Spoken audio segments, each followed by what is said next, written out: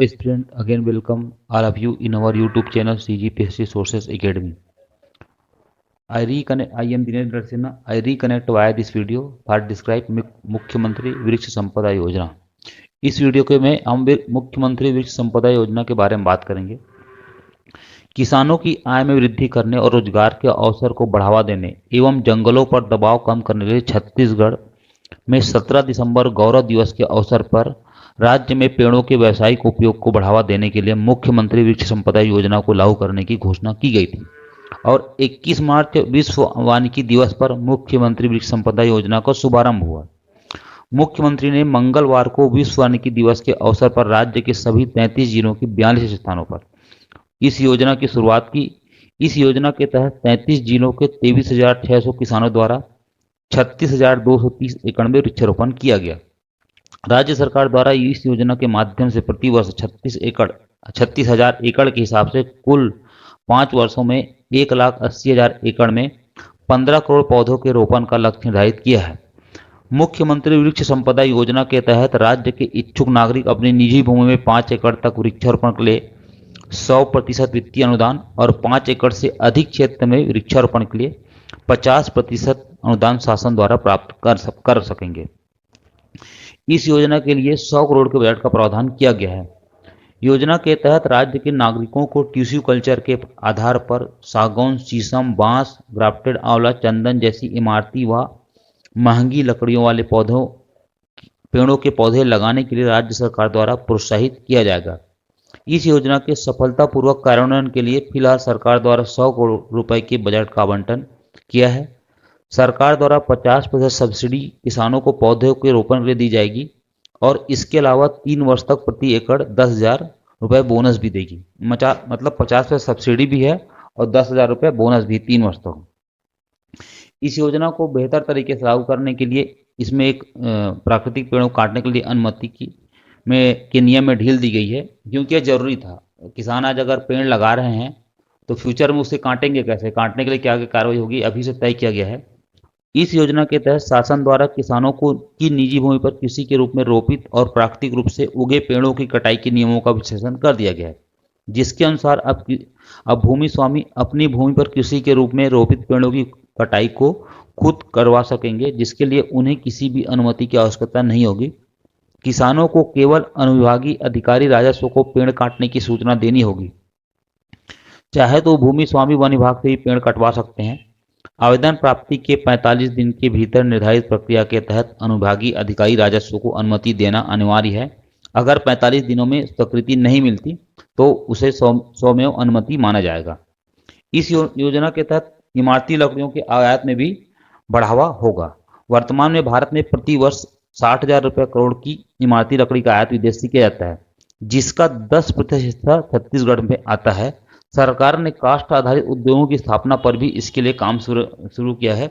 इसी बात को ध्यान रखते हुए 17 दिसंबर गौरव दिवस के अवसर पर पेड़ों के व्यावसायिक उपयोग को बढ़ावा देने की अपार संभावनाओं को देखते हुए राज्य में मुख्यमंत्री वृक्ष संपदा योजना को लागू किया गया। इस योजना के पात्र कौन कौन होंगे? मुख्यमंत्री वृक्ष संपदा योजना के लिए छत्तीसगढ़ के मूल निवासी पात्र होंगे। किसान, इच्छुक भूमि स्वामी, शासकीय, अर्धशासकीय एवं शासन की स्वायत्त संस्थाएं, निजी शिक्षण संस्थाएं, निजी ट्रस्ट, पंचायत तथा भूमि अनुबंध धारक लाभ उठा सकते हैं। अर्थात सभी वर्ग के नागरिक पात्र होंगे और आवेदक की आयु 18 वर्ष से अधिक नहीं होनी चाहिए। इस योजना के लाभ एवं विशेषताएं पर बात करते हैं। राज्य के सभी नागरिकों को अपनी निजी भूमि पर व्यावसायिक वृक्षारोपण करने के लिए एवं प्रोत्साहित करने के लिए मुख्यमंत्री वृक्ष संपदा योजना को आरंभ किया गया है। इस योजना के माध्यम से राज्य के निवासियों को लकड़ी का उपयोग करने के लिए सरकार द्वारा प्रेरित किया जाएगा, जिससे किसानों को पेड़ों से ही आय प्राप्त हो सकेगी। इस योजना के माध्यम से लकड़ी से संबंधित उद्योगों को बढ़ावा दिया जाएगा। किसानों द्वारा इस योजना के तहत निजी भूमि पर पौधारोपण के लिए सरकार द्वारा किसानों को 50% सब्सिडी दी जाएगी। सरकार द्वारा किसानों को 3 वर्ष तक प्रति एकड़ 10,000 रुपये की धनराशि इस योजना के तहत बोनस के रूप में भी दी जाएगी। अर्थात सब्सिडी भी है और 3 साल तक बोनस भी है। योजना के सफलतापूर्वक कार्यान्वयन के लिए सरकार द्वारा 100 करोड़ रुपए के बजट का प्रावधान किया गया है। इस योजना के तहत सरकार द्वारा 5 साल के भीतर 1,80,00,000 एकड़ निजी भूमि पर इमारती व औषधि वृक्ष तैयार करने का लक्ष्य निर्धारित किया गया है। अब भूमि स्वामी अपनी भूमि पर किसी के रूप में रोपित पेड़ों की कटाई को खुद करवा सकेंगे, जिससे जिसके लिए उन्हें किसी की भी अनुमति की आवश्यकता नहीं होगी। इस योजना के माध्यम से राज्य में रोजगार के अवसर बढ़ेंगे, किसानों की आमदनी में वृद्धि हो सकेगी। मुख्यमंत्री वृक्ष संपदा के योजना के तहत पेड़ तैयार होने पर पेड़ की लकड़ी, छाल आदि बिकवाने का कार्य सरकार का होगा। इस योजना के लागू होने से न सिर्फ पेड़ पौधे हरियाली में समृद्धि होगी, बल्कि राज्य के निवासियों को भी आजीविका का नया साधन मिलेगा। इस योजना के तहत ग्रामीण क्षेत्रों को वृक्ष लगाने का केंद्र बनाया जा रहा है और शहरों को व्यवसाय का केंद्र बनाया जा रहा है। ग्लोबल वार्मिंग कम करने के लिए, या कहा जाए तो कार्बन उत्सर्जन कम करने के लिए, छत्तीसगढ़ अपना रोल निभा रहा है।